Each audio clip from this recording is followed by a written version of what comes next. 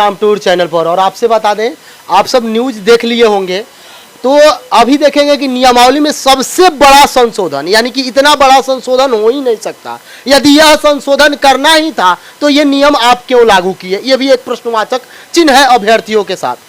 दूसरी बात, अभ्यर्थी को मन में ये बन चुका था कि 1,70,000 प्लस वैकेंसी, यानी बिहार के युवाओं को एक बड़ा अवसर मिलेगा, लेकिन उस अवसर को कुचलते हुए माननीय मुख्यमंत्री नीतीश कुमार जी इसी अवसर के उपयोग करते हुए प्रधानमंत्री बनना चाहते हैं। तो संपूर्ण जानकारी नवीन सर से लेंगे कि अब कितना एग्जाम आप सबके लिए टफ हो चुका है, अब क्या करना चाहिए, किस तरीका से, क्या इसमें फिर से संशोधन हो सकता है या नहीं। सर, आपका स्वागत है एग्जाम टूर में। बहुत बहुत आभार। सर, ये आज जो न्यूज देखे, इससे अब अभ्यर्थी बहुत आहत हैं। साफ अभ्यर्थियों का कहना है कि यह नियम लागू ही क्यों किया गया। तो क्या कहा जाए, सरकार यानी नीतीश कुमार जी बच्चों के लिए पूरी तरीके से आत्मघाती कदम बना दिए हैं। इसको आत्मघाती स्थिति बन गई है कि करें तो क्या करें। अभी आप लगातार देखे होंगे कि कितने छात्र यहाँ पर आए थे और सबका एक ही बात कहना था कि हम लोग को फंसा के रख दिए और हम लोग को ऐसा सपना ही क्यों दिखाए। क्योंकि देखिए, ये कहीं ना कहीं सरकार की भी सोची समझी साजिश है। अभी जो आप बोले कि कहीं प्रधानमंत्री का सपना इसी के माध्यम से तो नहीं पूरा करना चाह रहे हैं, तो नियम ये है आपका कि पहले से भी ये मालूम था कि ये घटना उत्तर प्रदेश में पहले से हो चुकी है और बाद में कोर्ट के फैसले के बाद सरकार अपनी बातों को वापस ले चुकी है। दोबारा ये बिहार में किया गया, जबकि इनको पता था ये सब नियम। क्योंकि नियम ये होता है कि जनजातीय स्टेट जो है और जो भाषाई आधार पर जिस स्टेट को अलग किया गया है, वहीं पर इस तरह का नियम सरकार बना सकती है। और नहीं तो ये मामला कोर्ट में जाता ही, इस तरह का कोर्ट का आदेश आता ही, ये बात पहले से तय था। तो अब क्या सोच करके इस तरह से की, तो ये तो सोचने वाली बात है। और छात्र इतने आहत हैं, इतने आहत हैं, खास करके प्राथमिक विद्यालय में जो 1 to 5 के जो शिक्षक बनने का सपना स्टूडेंट देख रहे थे, उनको अब बहुत ही निराशा फील हो रहा है। हो भी क्यों नहीं, 79,900 में 50% सीट महिलाओं के लिए था, ठीक है। अब और बाद में जो सीटेट अभ्यर्थी को अलाउ किया गया है, तो 1.5 लाख से 2 लाख अभ्यर्थी वहाँ पर बढ़े। तो चलिए, वो तो अपने स्टेट की बातें थी, बच्चे यहाँ पर मैनेज कर रहे थे। लेकिन ये जो आज का जो डिसीजन आया है, तो ये स्टूडेंट यहाँ सबसे ज़्यादा परेशान दिख रहे हैं। क्योंकि लगभग दुगुने स्टूडेंट हो जाएंगे, लगभग दुगुने, कंपटीशन लेवल लगभग दुगुना हो जाएगा। तो कहीं ना कहीं ये भारी चिंता का विषय है। और सबसे बड़ी बात है कि अब समय भी इतना कम है, 45 से 50 दिन का मुश्किल से समय है। 14 पेपर पढ़ना है लैंग्वेज सहित, और पहले से ही प्रेशर महसूस कर रहे थे। और बाद में जो सीटेट अभ्यर्थी को अलाउ किया गया है, तो उनको सीटेट का भी साथ में तैयारी करना है, वो भी पास करना है। अब अभ्यर्थी करे तो क्या करे, आप खुद इसके बारे में सोच सकते हैं। सर, सीटेट अभ्यर्थी लगभग 15 मंत्री से मिले, 2 बार उप मुख्यमंत्री से मिले, तब भी उनको इतना मुशक्कत करना पड़ा। लेकिन यह एक दिन देखिएगा, आज से 2-3 दिन पहले विपक्ष की बैठक होती है और एकाएक कैबिनेट में चेंज कर दिया जाता है ये फैसला को। सर, क्या ये केवल नीतीश कुमार जी अपने लाभ के लिए कर रहे हैं? तो आप इसको क्या कह सकते हैं।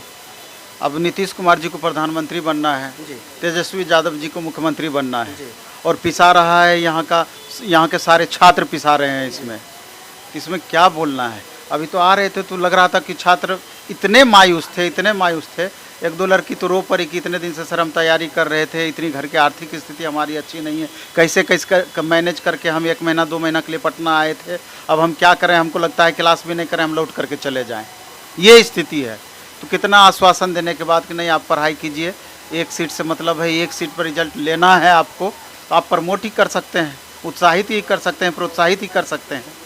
सर, युवाओं को थोड़ा सोच समझकर अपने कदम को अब रखना पड़ेगा, क्योंकि ये तो पहले से ही मालूम था कि कोर्ट के आदेश से हो जाता, क्योंकि किसी भी प्रकार का कोई संशोधन किए बिना डायरेक्ट थोप दिया गया था नियमावली में।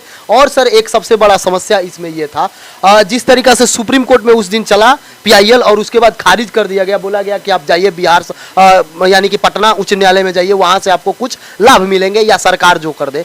लेकिन सर, जो ये किए हैं, इसको लेकर कितना समस्या होगा? बहुत समस्या होना है। अब क्या करें बच्चे? दूसरा ऑप्शन क्या है, कुछ चीज़ें ऐसी होती है जो कि आपके हाथ में नहीं होती है। आंदोलन कीजिएगा, प्रोटेस्ट कीजिएगा, गवर्नमेंट है कि हमको एग्ज़ाम लेना ही है, वो एग्ज़ाम समय पर ले ही लेगी। अब दूसरा ऑप्शन आपके पास क्या है।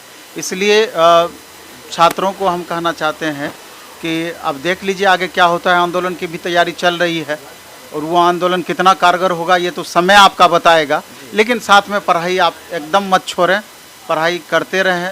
जैसे भी होगा आप सेल्फ स्टडी कर रहे हैं तो पूरा और जोर लगा दें, किसी भी तरीके से इसमें रिजल्ट में कन्वर्ट करने का प्रयास करें। मतलब आंदोलन बच्चे करने के लिए तैयार हो रहे हैं? बिल्कुल तैयार हो रहे हैं, अभी तो लगातार माहौल इस तरह का बन रहा है।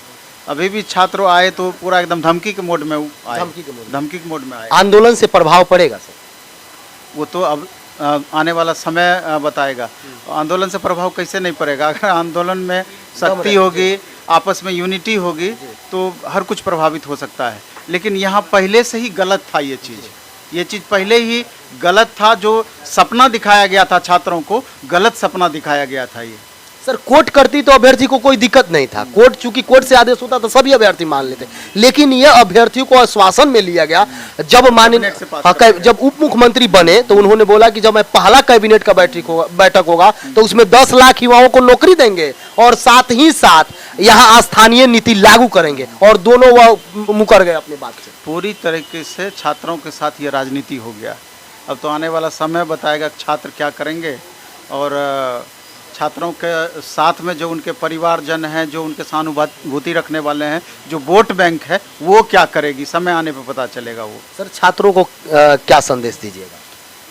तमाशा आप देखते रहिए। हाँ, अगर आप में यूनिटी है, कुछ परिवर्तन ला सकते हैं, कोशिश करना है, उसमें दिक्कत क्या है? सर लेकिन जब देखते हैं अभ्यर्थी चूंकि 18 से प्लस वाले सभी रहते हैं, लेकिन वो लोग भी जब समय आता है तो लगते हैं जात बेरात कर रहे हैं, धर्म की बात करते हैं, वोट देने के समय बहुत सारा वो लोग भी सोचते हैं, उनको क्या कहिए? 90% तो वैसे ही है। वही समस्या यूट्यूब पर लगातार कमेंट बॉक्स में हुआ करेंगे, लेकिन जब बारी आती है कि आपस में यूनिटी दिखाने की, ट्विटर कैंपेन ही अगर इस तरह का कभी रखा जाता है तो वहाँ पर आप देखिएगा कि कैंपेन में सब छात्र अपने हिसाब से चलने लगते हैं। कुछ एक छात्र होते हैं जो काफ़ी एक्टिव होते हैं। तो हम ये कहना चाहते हैं कि पढ़ाई और लड़ाई दोनों मोड रखिए। समय आने पर अगर कुछ समय आपको देना पड़े जिससे कि ये प्रभावी आंदोलन हो सकता है, आपकी बातों को सरकार सुन सकती है, उसमें भी सहयोग करिए, बाकी पढ़ाई करते रहिए। सभी शिक्षकों का सहयोग पूरा मिलेगा? क्यों नहीं मिलेगा? छात्र हैं तो शिक्षक हैं। सर अब अभ्यर्थी को पहले था कि एक सीट पर 2-4 विद्यार्थी मिलेंगे, लेकिन अब 10 भी हो सकते हैं, तो अब इनको क्या करना चाहिए? मेरे ख्याल से तो 5 से 6 लाख 7 लाख अभ्यर्थी तो सीटेट वाले के बाद में हमको लगता है कि संख्या बढ़ना चाहिए था, लेकिन अब हमको लगता है कि निश्चित रूप से 1 मिलियन से तो ऊपर चला ही जाएगा। और वैसे भी बिहार का जब भी इससे पहले एग्ज़ाम होती थी, उत्तर प्रदेश वाले बच्चे सबसे ज़्यादा एक्टिव होते थे, पढ़ते हैं, चूँकि वहाँ हाँ बीएड कॉलेज बहुत है, डीएलएड कॉलेज बहुत है, वहाँ के पास आउट बहुत बच्चे हैं। इसके बाद अन्य हिंदी भाषी स्टेट की बात करें, मध्य प्रदेश है, छत्तीसगढ़ है, झारखंड है, अब तो हर स्टेट की यही है कि जनरल में सारे पार्टिसिपेट करेंगे, ये चीज़ देखना है। तो स्टूडेंट को कहना चाहेंगे कि अपना मेहनत को आप दुगुना कर दीजिए। हाँ, और चूँकि सरकार की ये 5 वर्षीय योजना है, इलेक्शन से पहले इस तरह की वैकेंसी आई है और हमेशा होते रहती है।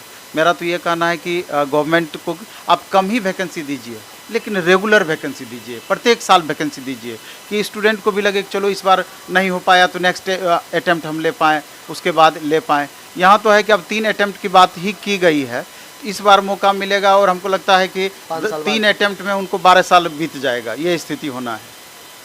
हाँ बिल्कुल बीत जाना है, क्योंकि बहुत छात्र आते हैं, क्या करें सर तैयारी बहुत अच्छी नहीं है, अटैम्प्ट छोड़ दें क्या? तो हम बोलते हैं कि इतिहास आप पीछे का उल्टा करके देख लीजिए, उस हिसाब से अपना निर्णय लीजिए। इसलिए अटैम्प्ट तो छोड़ना नहीं है, फॉर्म तो निश्चित रूप से जो भरने वाले स्टूडेंट हैं भरें ही। सर समय देने के लिए बहुत बहुत धन्यवाद। बहुत बहुत आभार। जो भी अभ्यर्थी है, किसी भी प्रकार का कोई सहयोग चाहिए तो एग्जाम टूर में जरूर कमेंट बॉक्स में कमेंट करें। मैं आपके साथ हमेशा हूं, पहले भी था, अभी भी हूं, आने वाले समय में भी रहूंगा। ये केवल अभ्यर्थियों की आवाज यहां से उठाई जाती है। जय हिंद, जय भारत, जय